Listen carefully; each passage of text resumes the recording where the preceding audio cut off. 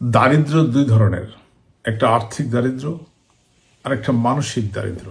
মানসিক দারিদ্রটা বেশিরভাগ মানুষ ক্যারি করে, আর মানসিক দারিদ্রের কারণে আর্থিক দারিদ্রটা বেশি দেখা দেয়। আপনি ইচ্ছে করলে আপনার মানসিক দারিদ্র দূর করতে পারেন।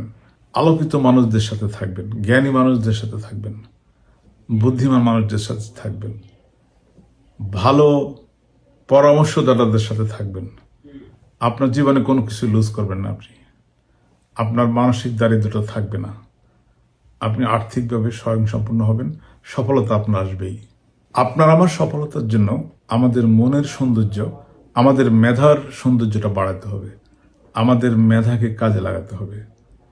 চেহারা সৌন্দর্যের জন্য আমরা কিন্তু অনেক পয়সা খরচ করি, কিন্তু মনের সৌন্দর্যের জন্য, মেধা বিকাশের জন্য আমরা কি কোনো অর্থ ব্যয় করি?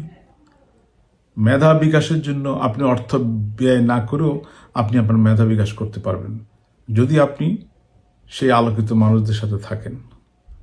আপনি যদি নেগেটিভ পিপলকে অ্যাভয়েড করেন, আপনি যদি পজিটিভ পিপলের সাথে থাকেন, আপনার মেধার সৌন্দর্য অবশ্যই বাড়বে, আপনি দ্রুত সফল হবেন।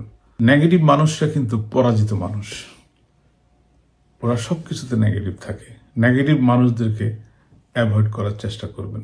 মনে রাখবেন, সৎসঙ্গে স্বর্গবাস, অসৎ সঙ্গে সর্বনাশ।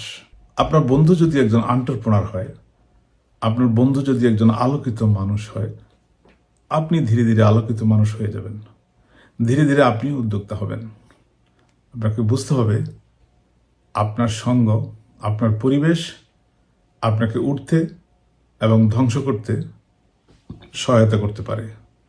সুতরাং একজন সৎসঙ্গ আপনার জন্য অনেক বেশি জরুরি।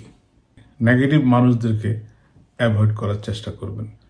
আপনার ফ্যামিলি মেম্বারদের মধ্যেও যদি কেউ নেগেটিভ পিপল থাকে, তাদেরকে ধীরে ধীরে অ্যাভয়েড করবেন।